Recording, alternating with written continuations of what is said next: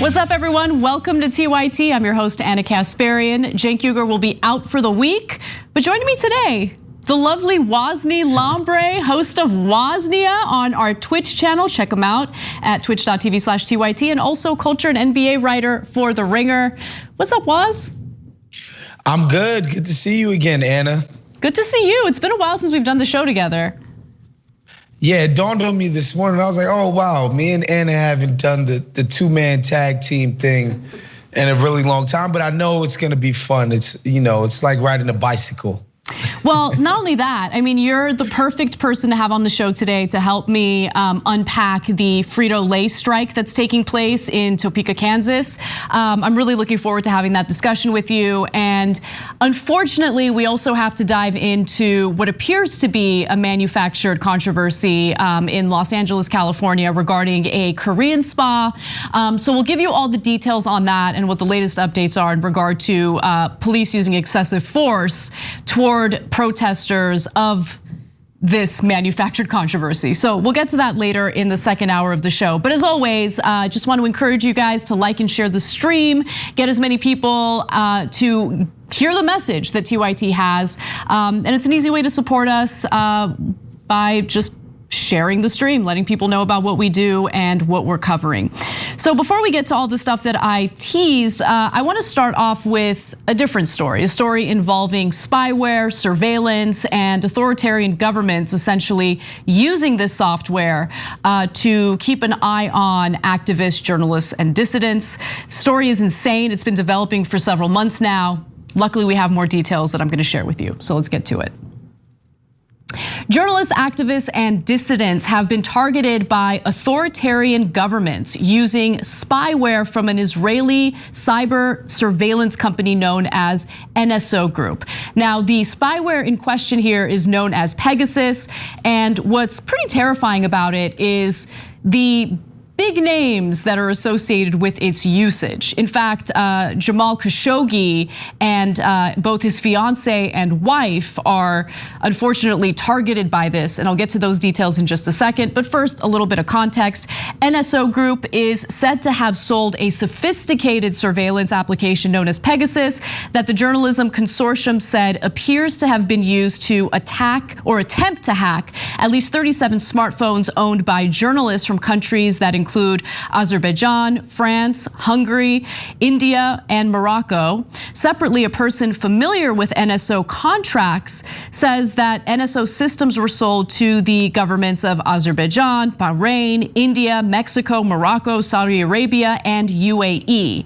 And so it's not just that this software or the spyware is being sold to authoritarian governments, it's how they utilize this spyware in order to target certain individuals with certain professions or certain political activities. So the Journalist Consortium linked NSO to a leaked list of more than 50,000 mobile phone numbers from more than 50 countries that it said appeared to be proposed surveillance targets for the company's clients.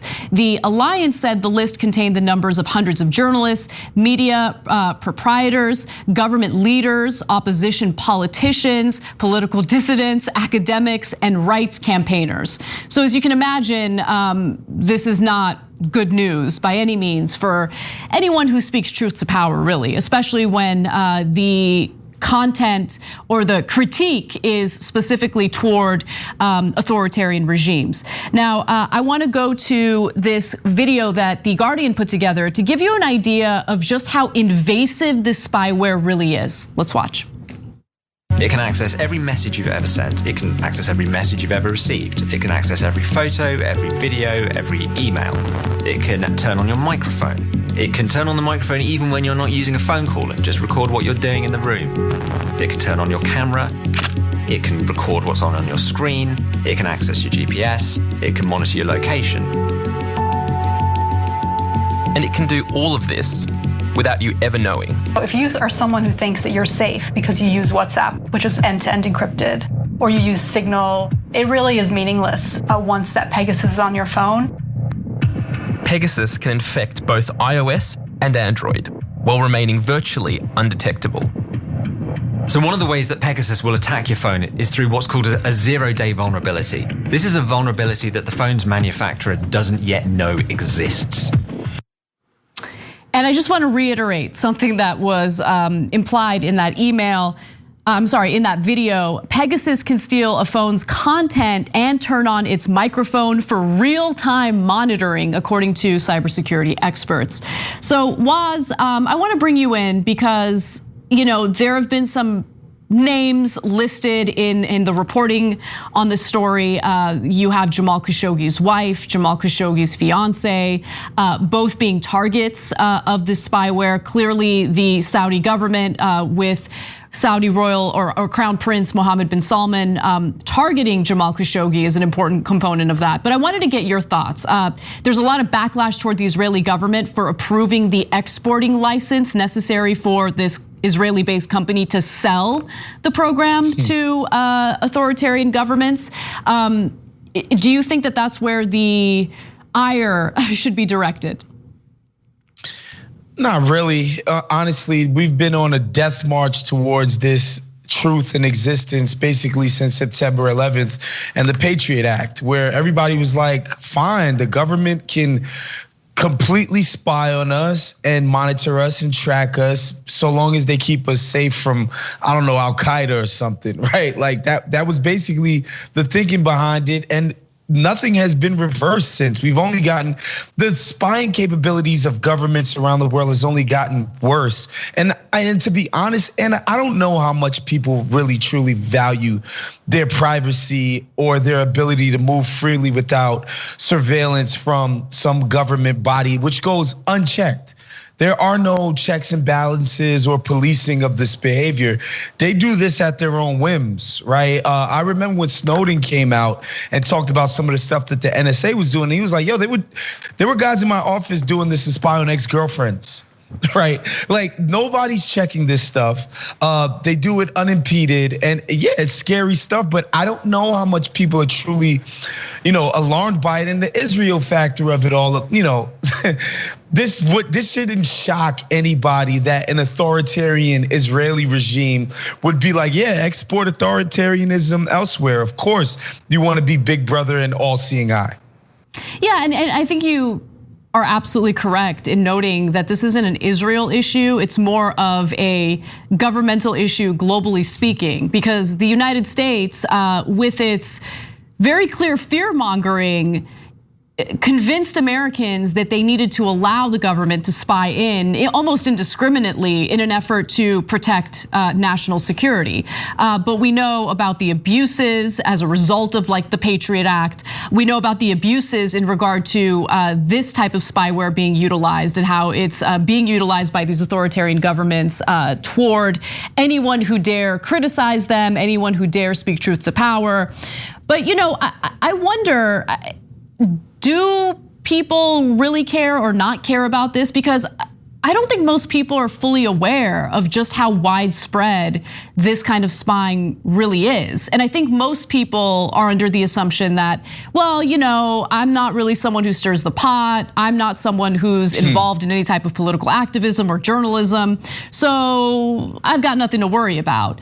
But once you allow the government to encroach on your civil liberties like that, anyone can be a target, really. And it undermines the point of a democratic system, right? Now, when we're talking about Saudi Arabia or some other country like that, obviously we're not having a discussion about democracy. But in the United States, where we still pretend as though we're a fully democratic society and everything is all hunky-dory, we've given the government so much power in terms of encroaching on our civil liberties, spying on our actions, and using the excuse of protecting national security to do it. Yeah, and I don't want to get too crazy conspiratorial here, but let's just understand that this information is out there on us and the government has it, and they could give it to whoever they want theoretically. There's nothing stopping them from selling it to, say, some moneyed interest that says, yo, I got a problem with a guy. Can you give me his phone record of the last 20 years? They can do that. They can do this. They can give it to whoever they want. So even if it's not the government encroaching on your privacy and doing something terrible, private interests could get their hands on this kind of information and use it against whoever they want, however they want. That's the scariest part about this. That's why you want to prevent this kind of collection from even happening, because once it exists, that means anybody can get their hands on it, right? And I think what the Snowden thing revealed was that, no, you don't have to be some flamethrower, some rabble rouser to end up on one of these lists. You can do the smallest thing that triggers them to be like, all right, we're watching them now. All right, we're storing all their data on some server in Utah somewhere. That is the scariest part to me. Right, I mean, and okay, you just brought up corporations, because yes, there's the government side of things, but there's also the fact that major US corporations engage in data mining with the sole purpose of selling your personal information to third parties. I mean, that's part of the reason why there are data brokers online where you can search anyone's name and you'll find personal information on them. Phone numbers, addresses, all of that stuff is out there. It's really easy to obtain. And it's because every time you make a transaction online, let's say you're purchasing something from an online store, you're inputting all of this personal information with the assumption that that information will remain with that company. It's not going to be sold, but oftentimes it does get sold to third parties. That's the other way that these companies make revenue. So you have the government spying in and collecting personal information and data on you. You have corporations who not only do the data mining themselves, but sell it to third parties for profit. So all of these issues, I mean, I know we're talking about a few different things, but when you really think about it, all of this stuff goes above and beyond in encroaching and violating our privacy rights, our civil liberties. And I feel like most Americans, you're right, have kind of been asleep at the wheel since 9/11 in regard to this kind of behavior. And I like I actually do enjoy not being on surveillance. Like I enjoy being able to go somewhere in nature and not have to worry about someone pulling out a cell phone and filming me randomly. Like all of this surveillance is happening simultaneously, whether it's by ordinary citizens who have their phones out ready to record any type of controversy, the government doing it through spyware or through other means, and corporations collecting your data as well and selling it to third parties. I mean, this has become so extreme. And I think that this kind of stuff certainly deserves criticism.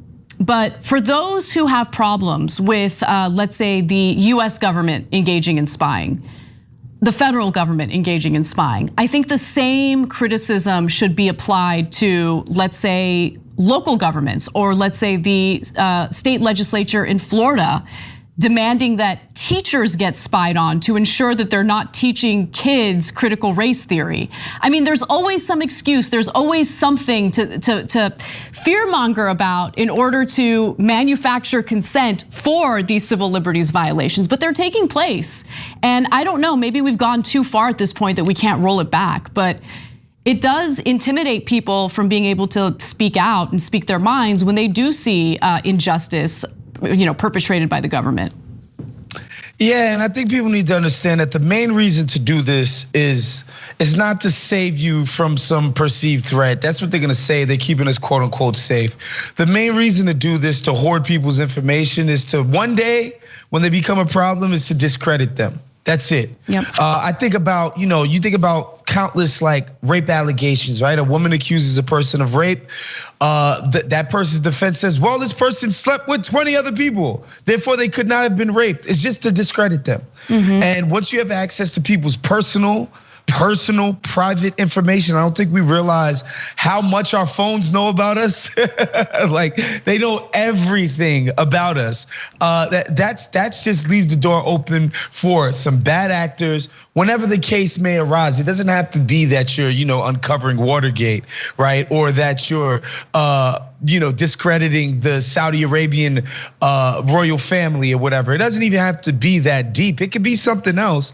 And if people who have means and have power can find a way to discredit you and to make you unreliable, make you somebody who doesn't deserve respect or dignity because of some private information they have on you, that's what people need to be thinking about. Absolutely. NSO, the company that's behind this spyware, denies everything that's been reported. I mean, that's it. They just say, no, this is outrageous. We deny it. Take that for what it is. But I'm gonna go ahead and go with what the journalists are saying and the investigative reporting that's been taking place on this very topic since going back to December of 2020. This has been a developing story, so happy to share it with you guys. It's just really scary stuff. Unfortunately, this is happening all around the world by governments that don't have good intentions. Let's just put it that way. All right, well, let's move on to another story. This might seem like a local story, but I think that it's indicative of something that's taking place across the country. And I'm really curious to hear what you think about it, Waz. So, the Los Angeles Department of Child and Family Services is launching a pilot program called Blind Removal. Now, this is the government agency that deals with child welfare issues. DCFS is the government agency that also makes decisions about whether or not a child should be removed from a home based on the safety of that household. Now, I want to tell you more about this Blind Removal pilot program because what it has to do with is the overrepresentation of children of color within the foster care system, meaning the children who are typically removed from these households happen to have parents who are Black or Latino. And it looks as though there might be issues with some implicit bias in the decisions that are made. So blind removal is meant to take the race component out of it as social workers are deliberating in regard to whether or not they remove a child from a home. So I want to tell you how the numbers look right now so you can understand why this is a problem. So for instance, 7% of children in Los Angeles County are Black, while 24% of those removed from their homes from last April to this March were Black, according to the LA County Department of Children and Family Services. 20% of children in the county are white, with 12% of those removed. So as you can see, there's an overrepresentation of Black children being taken out of their households, removed out of their households. Now, 3/4 of children removed from their homes in LA in 2020 were either Black or Latino. Okay, so social workers typically have access to a wide array of data on the child in question. Anything from the family's race to household income, that kind of stuff. And so the idea behind blind removal is maybe we take the race data out of it to ensure that potential implicit biases don't play a role in whether or not a child is removed from a home. Blind removal typically kicks in at a meeting involving social workers and supervisors who collectively decide what to do about a child. Race and related factors are redacted from files and are not part of those deliberations. Now, has this been tested anywhere else? Why, yes, it has. In fact, Nassau County, New York actually decided to look into this and do an experiment with blind removals. And here's what they found. 5 years after race and related factors were eliminated from removal deliberations in Nassau County, 21% of children in foster care were Black, compared with 57% before blind removal. After seeing those results, the New York State officials announced in October that they would implement blind removal statewide. And so there are I want to get into the reasons that social workers give for removing the children, but clearly they found that this blind removal process was successful in Nassau County, so now it will be a program that's utilized statewide in New York. But I wanted to get your thoughts, Waz.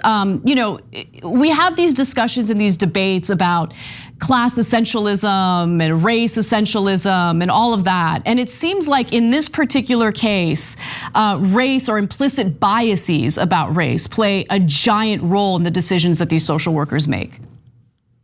Yeah, of course. And just full disclosure, my mother has been a foster care provider for decades now. I'm somebody who grew up with foster kids in the house. And so I've heard the stories about how they got taken away from their families. And not just that, the reason why this is important is because when you place kids in what we call the system, it's traumatic, man. Like some of the stuff that these kids have to deal with when they get put in the system is harsh.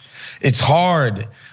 It makes it so that it's very difficult for them to go on and live normal lives when they become these transient people and they're constantly living with strangers. And just some of the stuff I've heard from foster kids that I've known throughout my life about like people putting physical locks on refrigerators, right, in the homes that they stayed in. Like this is why this matters. Like it's not fun. It's not cushy when these people have to, basically have their lives and become a ward of the state.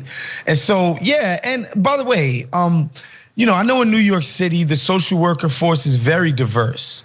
Nassau County, which is adjacent to New York City, of course, in Long Island, very diverse.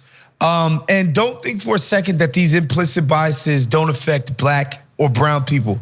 They do. That's how insidious racism is. That's how insidious prejudice is. It affects all of us in our thinking. So don't think for a second that Black people can't internalize some negative thoughts or some beliefs about a Black pathology while themselves being Black. It happens all the time. And so that's why this is important to take all of that out so that people can make, unbiased decisions about the situation that a child is living in. Of course, some of these kids are coming from very, very, very adverse situations with substance abuse, sexual abuse, neglect, et cetera, et cetera. Like there's some harrowing stuff that's happening a lot of times when these kids get removed.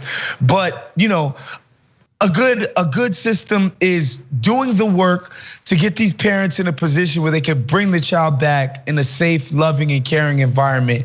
And that's what we should be working towards, less removals and not more. Yeah, I totally agree with you on that. And one thing that seemed promising in the way that officials at DCFS have been talking about this is they seem to be aware that it's a problem, that implicit bias is a problem, but more importantly, they're aware of how this is a small slice of something that can be reformed or changed, but it in no way deals with a much broader problem of systemic issues, right? So when you look at why children are removed from their families, the social workers have to provide reasons for it.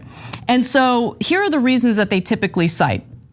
In LA County, for instance, the biggest reason that children are removed from their homes is neglect, followed by other factors, including caretaker absence, relinquishment, and exploitation. So I want to focus just briefly on neglect and other factors, including caretaker absence.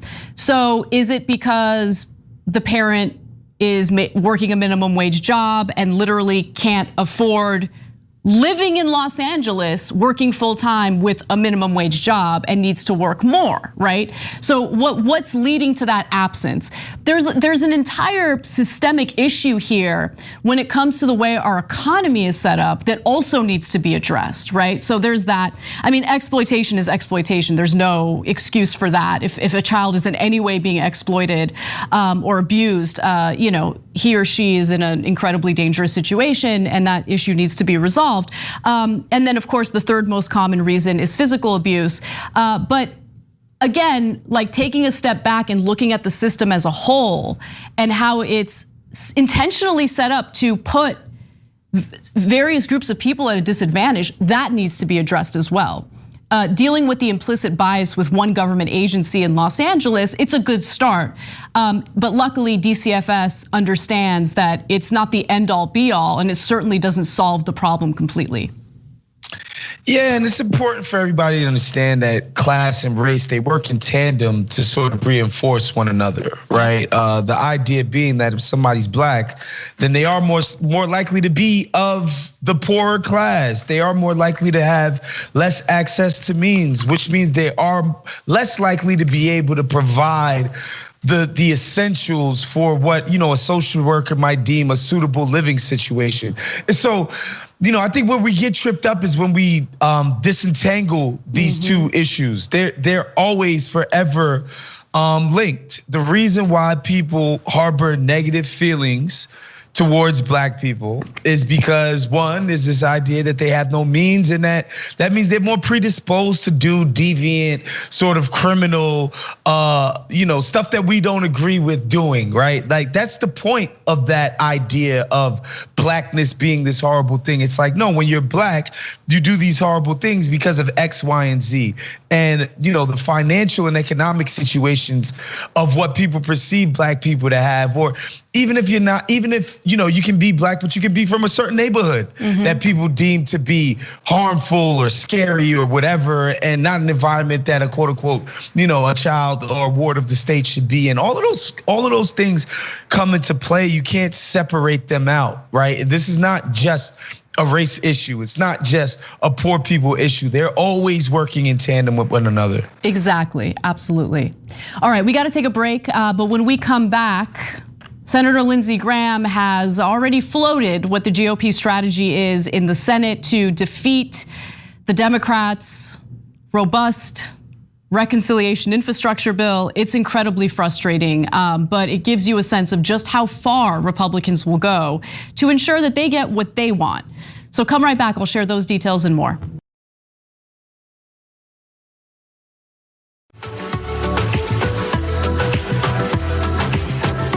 Welcome back to TYT. Anna Kasparian and Wosny Lombre with you. Make sure you check out Woz's Twitch show for TYT, Woznia. You can watch that at twitch.tv/TYT. He's also a culture and NBA writer over at The Ringer. And I mean, you do so many different things, Woz, it's crazy. He's also the host of Woke Bros along with Nando Vila. Check out that podcast, wherever you get your podcasts. One of my favorites each week. So really good discussion. Thank you so much. Really good discussion about Haiti. It's that Haitian work ethic. And if you were Haitian and you moved here in the 70s and 80s, they all had like 12 jobs. So I'm just carrying on in that tradition. All right, and I wanted to read one of our member comments before we move on to our next story. It's from loser blogger Trump, and it's a comment about the Pegasus spyware that we talked about in the first segment. Here's the comment. Pegasus can get into a phone due to zero-day vulnerabilities, which is a bug in the code of the phone. Intelligence agencies who know of these vulnerabilities refuse to close them so they can spy on us. So I don't know how true that is. It's an interesting, speculation, I guess. But remember, I'm pretty sure that like the phone developers or the companies behind these phones, Apple and Google, they know it's not good for business for people to know that they have these insane vulnerabilities that allow for spyware to do what Pegasus does. But it is an interesting speculation. Then they are used by all intelligence agencies and criminals to blackmail us. It should be law that governments who know of vulnerabilities fix them. Again, it's not a government vulnerability. It's a vulnerability with the software for iPhones and Android phones. So the question is Apple gonna do what's necessary to fix that vulnerability? Is Google gonna do what's necessary to fix that vulnerability? Google owns Android, right? Yeah, I'm right about that. Okay, just making sure, wanted to fact check that. Obviously I have an iPhone, so. Anyway, all right, but thank you so much for your comment. We appreciate it. Let's move on to the reconciliation bill because we've got some updates on what the GOP is thinking. Noting that the Senate requires what's referred to as a quorum in order to vote on any legislation, Lindsey Graham, a GOP senator, has decided that maybe GOP lawmakers in the Senate can learn a thing or two from Democratic lawmakers in the Texas legislature who fled the state in order to prevent a vote on a voter suppression bill. So this is telling. Pay close attention to what he has to say, and then we'll unpack it when we come back. If for some reason they pass reconciliation budget resolution to bring that bill to the floor of the United States Senate, the $3.5 trillion bill, you got to have a quorum to pass a bill in the Senate. I would leave before I'd let that happen. So to my Republican colleagues, we may learn something from our Democratic friends in Texas when it comes to avoiding a $3.5 trillion tax and spend package. Leave town. Wow. So you just see them leave and you're saying, fine, they were effective in not giving the Republicans a quorum. You'll do the same thing on a $3.5 trillion tax and spend. Hey, Vice President Harris, if you think these people are heroes, well, then I expect you to show up and pat us on the back. Hell yeah, I would leave. I will use everything lawfully in my toolbox to prevent rampant inflation. I mean, to prevent rampant inflation, that last part makes my skin crawl because, again, I always go back to what the Federal Reserve is doing with insanely low interest rates, which leads to inflation more than anything else, including raising wages for people. But that's beside the point. Let's focus on what he mentioned there in regard to quorum and just not showing up for a vote on the $3.5 trillion infrastructure bill. Remember, Democrats just wanted to work with Republicans. So as a result, we have the bipartisan infrastructure bill, which is garbage. It has some, effort to fund infrastructure projects while also privatizing quite a bit of public infrastructure. I'm not in favor of that bill, but the bipartisan bill is different from the reconciliation bill, which could pass with a simple majority in the Senate. The $3.5 trillion reconciliation infrastructure bill includes everything that we want, all of the human infrastructure components, including the necessary funding for childcare, for elder care, an expansion of Medicare. I mean, everything that we need to just push for a little progress in the country. And so what Republicans like Lindsey Graham are saying is, well, you need a certain number of senators there in order to have a vote to begin with, and maybe we're not going to show up. At least 51 senators must be present on the floor for the upper chamber, the Senate, to conduct business, and that's according to the Constitution. Quorum is normally assumed unless a roll call vote or other motion finds that not enough senators are present. And the reference to Texas, for any of you who might have missed the story, the Texas legislature requires at least 100 of the 150 representatives in the state House of Representatives and 21 of the 31 senators in the state Senate to be present to conduct business. So the Democrats, the Democratic lawmakers fled the state of Texas in order to deny the quorum so the state wouldn't pass a voter suppression bill. I think that was awesome and it was within their right. It was in their toolbox. They used it. I think it makes sense. The same is going to happen in the Senate. I don't begrudge the GOP for wanting to use the tools in their toolbox in regard to a bill that they're not in favor of, right? But my issue is more with the fact that Democrats decided to play patty cakes with Republicans for a ridiculous bipartisan bill in the first place when we know that Republicans have no interest in negotiating with and working with the Democratic Party. Yeah, and it's kind of funny to watch the biggest weasel, the most spineless coward in all of American politics, in Lindsey Graham, try to do tough talk on Fox News. It's cute, actually, Lindsey Graham, what you're doing. But all of this is just talk from a guy who clearly has no options and no power in the situation. This is all desperation talk, Hail Mary talk. If the Dems decide they're gonna get this thing done via reconciliation, which I think for now that they will, I think the actual thinking people in the party are actually prevailing in this, and the idiot mansions and cinemas of the world, who these are the people they want to negotiate with, by the way, right. Anna. It's the Lindsey Grahams. Like, this is who we're talking about. These freaking terrorists of government is who they wanna work with. And the guy showed his hand. He said, I have no interest in that. And again, for the folks watching at home, Lindsey Graham wasn't talking about inflation and he wasn't talking about a spend or a give back when they passed a record tax cut. Taxes are not revenue. It's the opposite. Tax cuts are a spend. You're losing money when you cut all them damn taxes. Lindsey Graham had no problem with that.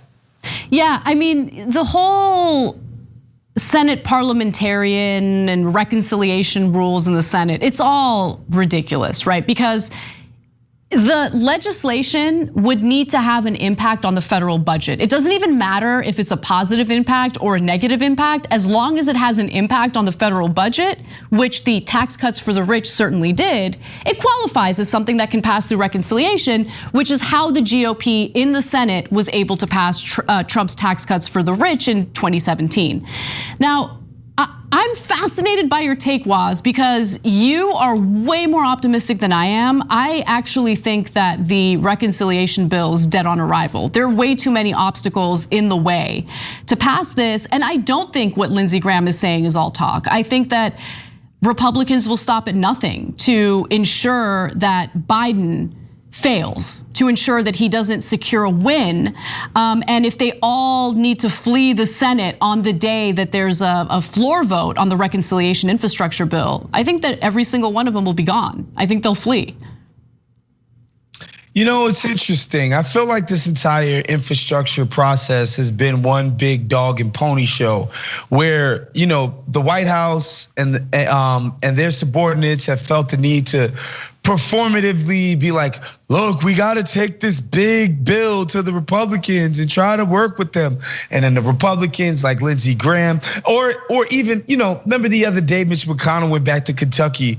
He bragged about the COVID bill and all the money that the state got while also talking crap about it, talking both sides of his mouth. So it's like, this is what they kind of do. They do the dog and pony show, but ultimately I think the Dems they know they can do it on their own, and ultimately they will. They just feel the need to always have to include these idiots in everything. And so that's the process that we're going through right now. We'll see what happens, but I like your optimism. Filling in for Jenk's optimism, we've got Wosny Lombre today, which I like. But don't be too optimistic that you'll make a bet with me, because I promise you'll lose. I don't gamble. I like to keep my money. All right, well, we got to take our second break. So let's do that. And when we come back, we'll talk about, let's see, there is a strike in Kansas among Frito-Lay workers. I want to give you the details on that and more, so stick around.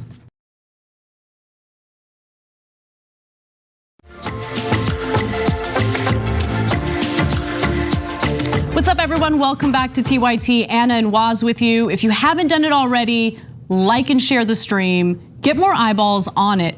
We want people watching, all right? So thank you for your support and thank you in advance for doing that. Waz, are you ready to talk about this worker strike in Kansas? Let's do it. Let's do it. Frito-Lay factory workers are striking for the first time in Topeka, Kansas. This is in regard to the working conditions and, more importantly, the insane work hours and the fact that they're not able to take a day off due to a lack of workers. So many of the 850 workers at the facility say that they work 84 hours a week with no days off. Workers are nominally supposed to work 8-hour shifts, but because of shortages, workers are often forced to add on an extra 4 hours before or after their shifts. And the word forced is relevant here, right? Because this isn't an option like, hey, you wanna make some extra money and maybe work some overtime hours? No, it's not up for discussion. In fact, these workers say that they're punished if they say no. So, workers call these extended shifts suicides, because they say the schedule kills you over time. Some workers haven't had a single day off in 5 months, including Saturdays and Sundays. And finally, before we get to some video of these workers, in its latest contract offer, Frito-Lay has said it would raise wages by 4% over the next 2 years and put a cap at 60 hours a week. Frito-Lay workers who are unionized with bakery, confectionery, tobacco workers, and grain millers local 218 say that's not enough and are demanding an end to forced overtime. So they're striking, and solidarity with them. I think that they're striking for an incredibly important reason, and I don't want to put words in their mouths. Why don't we hear from the workers themselves? Forced overtime causes divorces. It causes people to kill themselves that used to work here. Okay, there have been several employees that have killed themselves, okay, that have worked here over the years. Okay, this is a continual thing. We have to do something with the suicide shifts, because to work 12 hours and be off 8 and work 12 hours, you got time, travel time and everything. I said that's a safety risk. Imagine being an employee in here that has not had a day off for 5 months. That is the reality of what you're seeing. That is the reality of why you're really seeing the picket over here. 4 or 5 years ago, we had a guy, and man, he was working all the time, and he stopped off at a rest stop on I-70, and he fell asleep, and he didn't wake up. No, I mean, it's so disgusting and heartbreaking to hear these stories. I love that these workers have decided to take action and engage in this strike. And it's obviously much easier to do that when you're unionized, which is why it's important for workers to organize and form a union. Waz, I know you have strong feelings about these types of stories, so I wanted you to jump in and share your thoughts. Yeah, I just think about, it's connected to the last sort of segment we did about Lindsey Graham talking about quote unquote inflation. And that's the boogeyman. That's the new boogeyman, right? People need to get back to work. All the money in the economy is causing inflation because we let people have money while they were suffering without them having to work like slaves for it, et cetera, et cetera. And the conversation is never, well, maybe people aren't going back to work because the jobs suck. Yep. This job sucks, period. The conditions under which these people have to work under are inexcusable. It's deplorable. The idea that somebody would never get any days off or that they would be forced to work 12 hours a day, no matter what, is preposterous. Workers fought for the 5-day work week. Like, people died behind the 5-day work week. Like, lives were lost behind that, right? And the Capitol was doing it they just wanted to run you into a nub. And let's face it, Tostitos and them, they got money. This isn't a money problem. They could go out and hire more people, pay them a livable wage and fix this in a day. But then, Anna, come on, profit margins though. Exactly. Like, the rich can't get richer that way. It's absurd. This is embarrassing stuff. An idea that a corporation that huge, that profitable and wealthy can't create conditions under which workers, can work safely. By the way, if you're working 7 days a week and you're operating heavy machinery, that's a health hazard. That's a problem. That's when terrible things happen on the job. This is just insanity. So, the workers are forced to work these long hours. They don't have the ability to say no. It's not like they're being given this option to make a little extra cash. No, they're being coerced, because if anyone dare say no or challenge their managers on working long hours, they will be reprimanded, and there's that threat of losing their jobs. So let's take a look at what the workers had to say about that and what they've experienced in regard to retaliation. Yeah, the point system is used to fire people. We're getting penalized for taking time off. I've had to cancel so many doctor appointments, dentist appointments that I could not make them because of the forced overtime. Walking out the plant last second, hey, you're forced over. Things need to change. This is not a way you treat people. Yeah, it's not a way to treat people. And this is, obviously I'm against everything that Frito-Lay is doing here, especially as a highly profitable Fortune 500 company. But this is the way a corporation is gonna behave under a system that's set up the way that our system is, right? Because these companies have a fiduciary responsibility to provide a return on investment or work in the best interests of their investors as opposed to their workers, the very people who do the labor necessary to turn a profit for this company. But the profits don't go to the actual workers. The profits go to the investors. And so I want to give you a few other statements from Frito-Lay workers who spoke to Vice. They are anonymous in this case, but I think what they share with Vice is telling. This is not a good job. At 7 a.m., our warehouse is 100 degrees. We don't have air conditioning. We have cooks in the kitchen on the fryers that are 130 or 140 degrees, making chips and sweating like pigs. Meanwhile, the managers have AC. Another worker tells Vice, quote, I can tell you that many people have had heart attacks in the heat at Frito-Lay since I've been here. One guy died a few years ago, and the company had people pick him up, move him over to the side, and put another person in his spot without shutting the business down for 2 seconds. I remember hearing similar stories about Amazon warehouses. So this isn't just illustrative of one company. This is something that we see keep happening over and over and over again.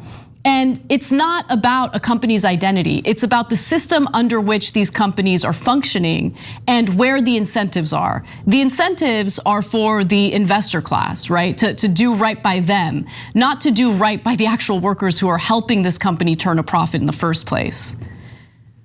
Yeah, and you would think that this isn't 1905, right? Like we didn't just start figuring out industrialization. The idea that you would have a factory that didn't have access to AC in the summertime for your workers is just absurd. And again, this is what happens to working class people. You get pushed around, you get bullied when you don't form a collective. It's the only way to combat corporate power, the moneyed powers. Like by yourself, an individual saying, but hold on, I have a doctor's appointment that I need to make. Nah, F that. You have to work 12 hours today. Like, individually, you're not gonna be able to get this done and fight these people. It has to be collectively because that's all they respond to. They don't respond to morality or something based on principle or something that just is obviously the right thing to do. They don't respond to that. They only respond to power.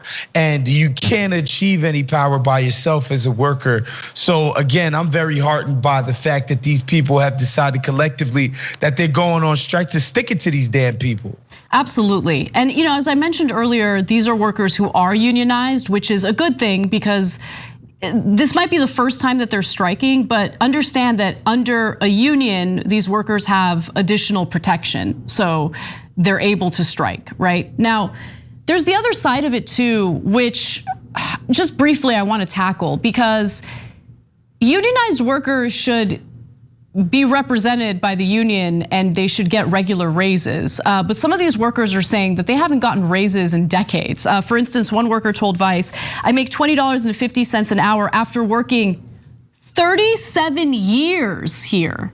I haven't gotten a raise in a decade. 3 years ago, I got a $600 bonus that was taxed. And 3 years before that, I got another $600 bonus. That was my only raise for the past 10 years. This is from a Fortune 500 company that is making billions. And so I don't, that's a problem, right? Like if you guys have been unionized, you deserve better representation. And how do we tackle that question, Waz? Like how do we ensure that the unions representing these workers, the leadership in these unions are actually on a regular basis fighting for the best interests of these workers and ensuring that they get better working conditions, better hours, and also better pay and benefits? Yeah, and I think honestly, this is where the role of the government comes in as far as when you see stuff like the minimum wage hike, right? It makes it so that these private interests, because if all the private interests are colluding with each other to ensure that wages stay down and stay stagnant, somebody else has to step into that void. It has to be the union in conjunction with the government that is allegedly for the people and of the people, right? Like that's the point of our government. This is where they're supposed to step in and be like, guys, you're making a ton of cash here. Spread the wealth around a little bit. Oh, you don't want to do that? We're gonna force you to do it legally. That's the only answer here, specifically when you see that in industries all across the board, wages have remained stagnant for decades. And that is this government attitude, which has been laissez-faire, let the market do what it does. Private interests are never wrong. Chasing money is the right thing to do at every freaking turn. The government has to step up, and to be honest with you. Yeah, absolutely. And one way that the Democratic Party has tried to step up is by proposing what's known as the PRO Act. Let's keep it real. It has, in my opinion, 0% chance of passing. I mean, we can't even pass a wildly popular infrastructure bill. But the PRO Act is an important piece of legislation that I wish could get passed because it does strengthen labor rights, and we certainly need that now more than ever, especially when you see the working conditions that many workers are suffering under. All right, well, that does it for our first hour. We're gonna take a break, and when we come back for the second hour, I want to share a story of a gentleman who is resentful toward his parents after they paid for his MIT education and also handed him over $100,000. Why is he resentful? Well, we'll give you his Twitter thread on it and maybe even have a debate. So come right back, we'll share that and more. Thanks for listening to the full episode of The Young Turks. Support our work, listen ad-free, access members-only bonus content, and more by subscribing to Apple Podcasts at apple.co/TYT. I'm your host, Cenk Uygur, and I'll see you soon.